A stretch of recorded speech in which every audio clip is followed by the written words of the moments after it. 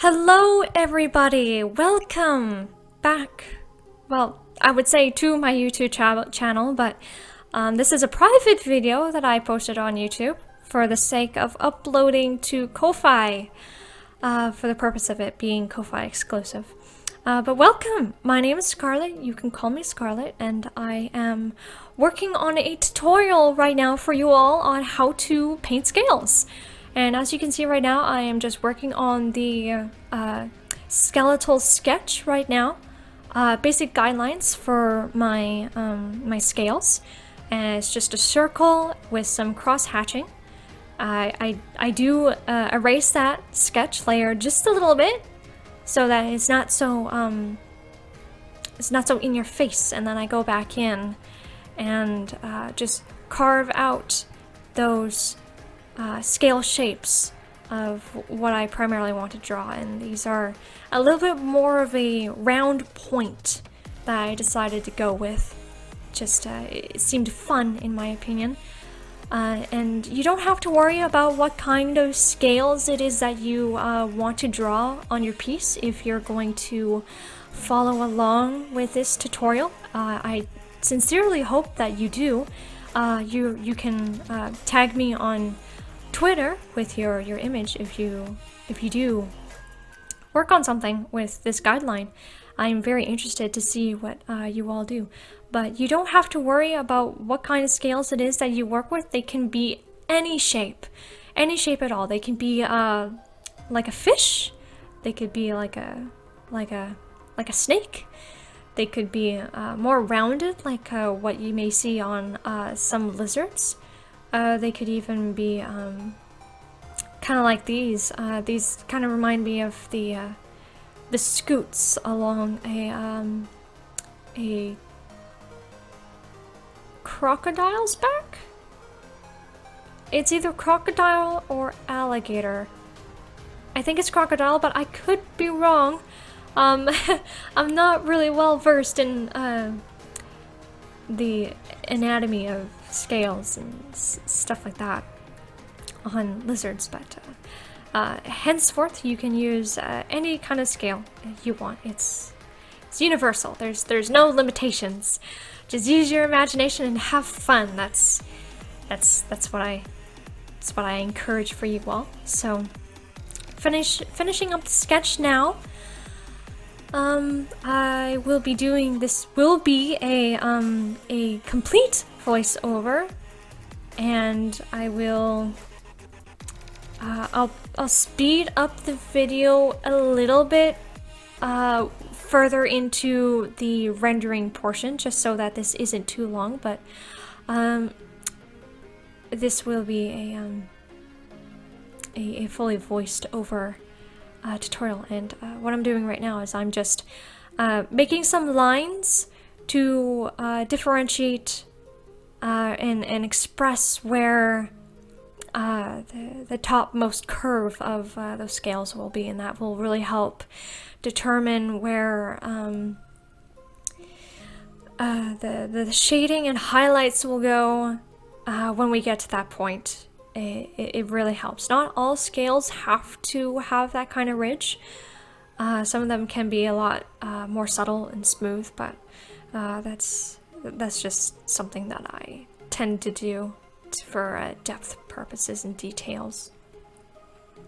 So making a new layer, I am going in with a nice dark off blue color. I was about to say sapphire, but it's not quite sapphire. It's more of a bluish purple.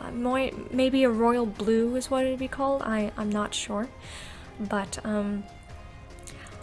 again, you can use any kind of color that you want for your base color or for your character, but make sure that your color is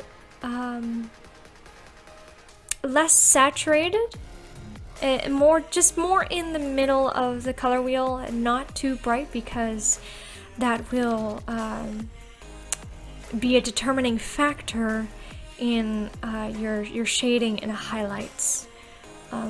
You want your shading and highlights to be the primary function that gives your piece the vibrancy and pop that you are looking for. That's very important to make a piece eye-catching. We all love an eye-catching piece, don't we? So the brush I'm using has been the same brush I used for the line work, and it will be the same brush I use for the rest of the entire piece. So you don't have to worry about what kind of brush it is that you're going for or what you're using. You can use anything that you prefer to work with. So here I am actually starting to carve out the shadows, and it's important to, yes, as I'm doing right now, it is important to mark out your highlights,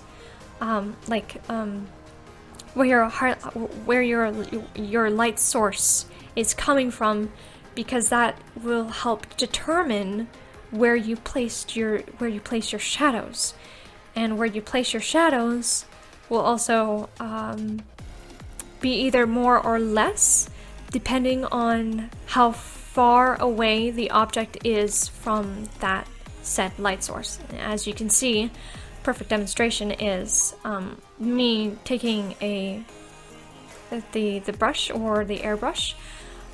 Wasn't paying attention on what kind it was, and just carving a little bit of shadow out on the bottom where there would be the least light to be touching the form of the sphere.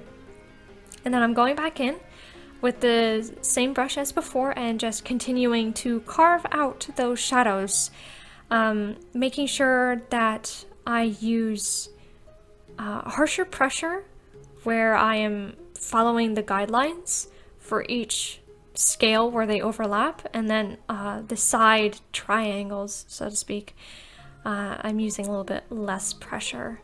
If you have a tablet, this is very easy. But if you're using your mouse or something, you're gonna have to manually switch between how high your opacity bar is, and I'm just going over certain areas with a smudge tool just to help blend it a little bit more, where there would be less of a harsh shadow contrast. So in the middle of the left side of that sideward triangular shape of each scale, and also a little bit more where the light tickles into the shadows, I'll say. That sounded strange, I am sorry. So again, just deepening the shadows a little bit.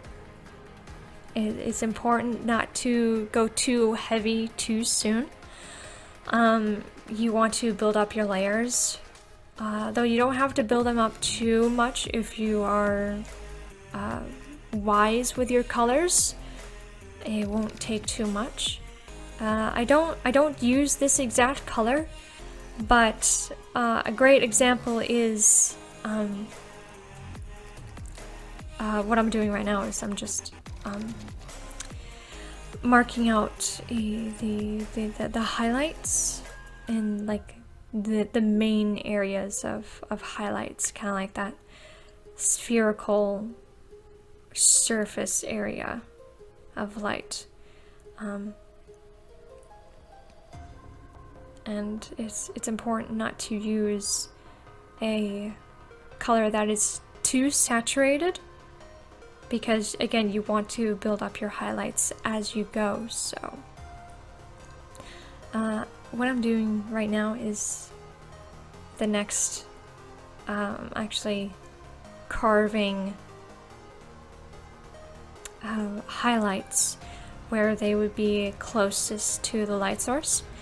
And what that basically means is the side that has the less resistance, I suppose, like the less surface differentiation and less potential to cast shadows, I suppose, if that makes sense. I'm just marking out where the, oh, that's too much. That's that was way too hard of a color. So I'm just lowering it a bit, and well, I will lower it, I'm pretty sure. Or I changed the...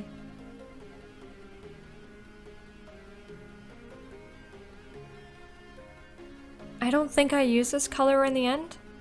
I think I used a different color. I don't think I'm happy with that. Okay, so using a different layer, or at least changing the mode of the layer to color dodge, I think it was, that really helps with saturation and brightness. And that's the primary key right here, is to get as much saturation and highlights with as little work as possible. And I am just carving out the edges where they would be the closest to the aforementioned light source. So just carving those in. Your highlights of these can go a little bit further into the shadows, because it's also important to keep in mind that area lighting, or reflective lighting as they call it. So the scales around the other scales will be bouncing off some of that light, and that light and that color will be hitting some of the other scales, so there will be a little bit of that shine in the darker areas. It's not going to be just a harsh cutoff unless the shadows are specifically dark enough. So what you can see me here doing now is I'm just going in there with a darker color. I'm still in that purpley zone. I am not using black. You don't want to use black when you do paintings, because it'll make it just look very flat and desaturated, and that's something we want to avoid in these colorful pictures, especially for me. I'm a very colorful artist. I like colors. I like vibrancy above all else. If it looks pleasing to the eye, then it's good enough.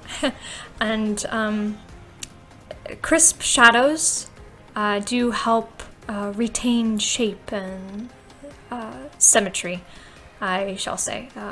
And this is starting to look like a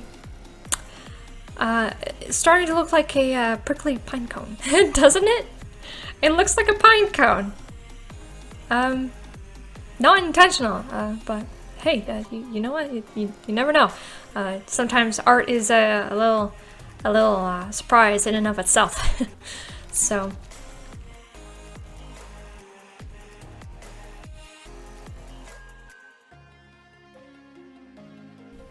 So what you can see me doing right now is, it's not anything important. It's not even a step I implement. I was just wondering what coloring the line art, or excuse me, coloring the sketch would do for the end result of the piece, but it didn't help in the vision that I had for the end result, so I didn't.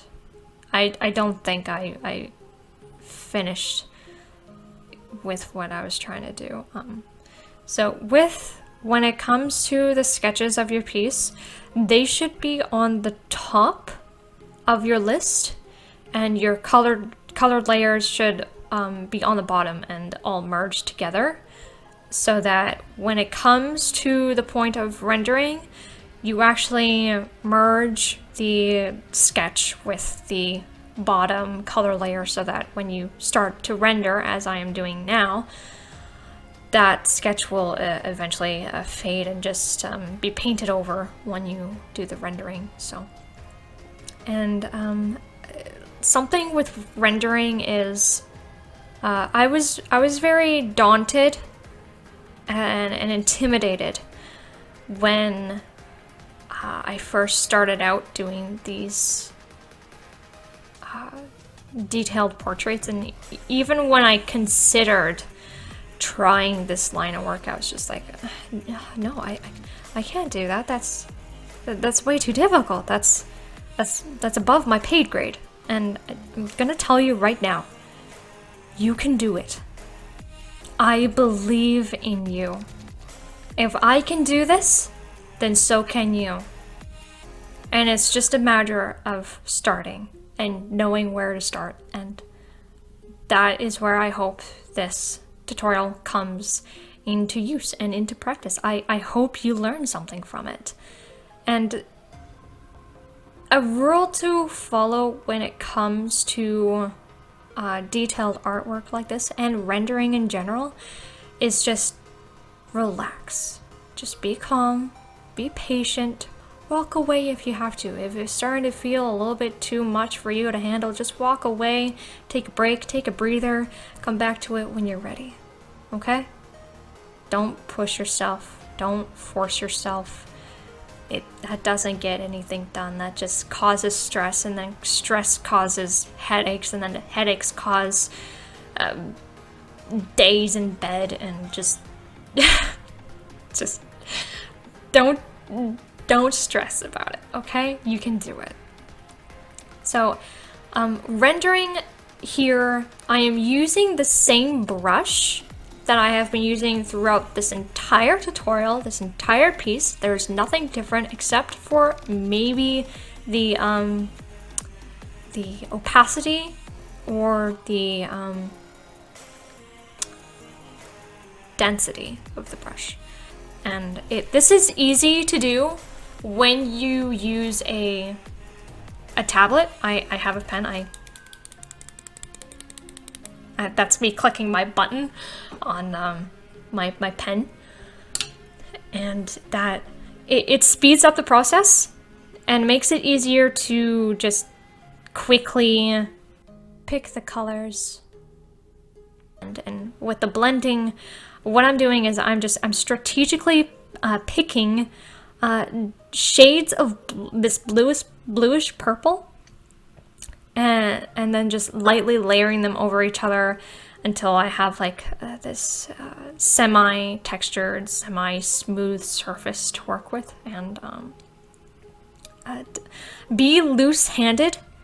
Don't think meticulously about the placement of the colors, or even right now you can see that I am texturing it a little bit, making a little notch, making a little indent or scar or bump or whatever it is. And it's just a matter of using your imagination and just envisioning what you want. And it's like, oh hey, I kind of want these scales to be a little bit more rough and bumpy. Well, rough and bumpy. Make some lines, make some etches, make some marks, make some scars. It's it's just easy. Just a couple little light strokes of the pencil, or your digital pencil. In this case, your digital paintbrush, and you'll be good. You'll be good to go. You'll make something fantastic. And it's the one thing to probably keep in mind throughout everything is it is time consuming, but it's also extremely immersive. When I was doing this, I did not realize that I had been rendering for only an hour. I thought it was going to take longer than that, and just an hour is actually really good. That's not a whole lot of time. Take breaks if you have to. Of course, I didn't take breaks because I was actually in the flow. And when you're in the flow, things just go better. Like, things do just really wrap together and come together and just make sense in your mind. And if you can do that, then, well, it's not really a matter of trying. It's just it'll just happen. It really will just happen. So what I'm doing now is, again, just more detailing, just more very random placements of color, just picking whatever color seems like it would fit the most in the area, and then just going back and forth, little scribbles, little slow nicks and scratches and textures and stuff like that. So I'm going to speed up the video, and I will see you again in a moment.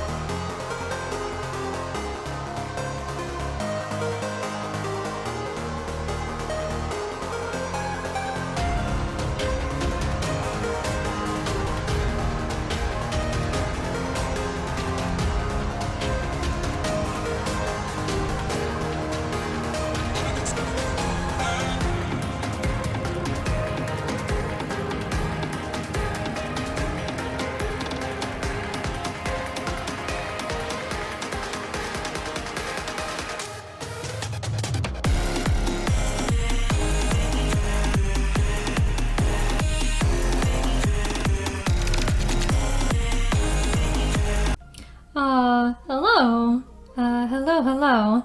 Welcome back. I hope you enjoyed that sped up portion of the video that showcases me doing the rendering and all the details, all the nicks and scratches and all that good stuff. I understand it could look quite daunting, quite intimidating. So much detail packed into like each and every single scale, but it's, as you can see me doing right here in real time, it's not difficult. It's just picking the right colors and then just being random, being very, very random, placing those colors where you want them to go, fixing up shapes a little bit here and there if something doesn't look right, or you just you don't think something should be that big or that small, and then just going over those areas with lighter colors to highlight and accentuate all the nicks and ridges and stuff like that. So that's pretty much what I did for the rest of this. Just being extremely detailed. And you don't, I do want to emphasize that you do not have to go this detailed. This is just my own personal preference. I've always been this way. I've always liked detail, but not all scales are this textured. A lot of them are a lot more smooth, and while they can have some texture to them, definitely not as rough as this. This is very rough. It kind of reminds me of stone. Like maybe this is the scaly back of a gargoyle or something. I do not know. But certain scales do have certain textures. Like fish scales, unless it's a monster or something. Fish scales are going to be rather smooth, as are some lizard scales going to be. Snake scales are smooth, but I think they have a little bit of a point on the top of them too, especially like rattlesnake scales and stuff like that. And pythons have a I'm actually not sure what kind of scales pythons have. I think they're more round or something, but hence-wise, you can always look up references from nature to get an idea of how to paint and how detailed to go with the image. Those always help. I didn't do that here. I was just using my own free imagination, which you can most certainly do as well. You can most certainly just go in and be like, hey, I have this idea for a scale I want to do. I want to do kind of like a 3 pointed star scale thing. That'd actually be pretty cool. But it all depends on your preference, your imagination, and what you want to see embody your character, or your character embody your however you want to word that sentence. So here's another speed up, I think. See you soon.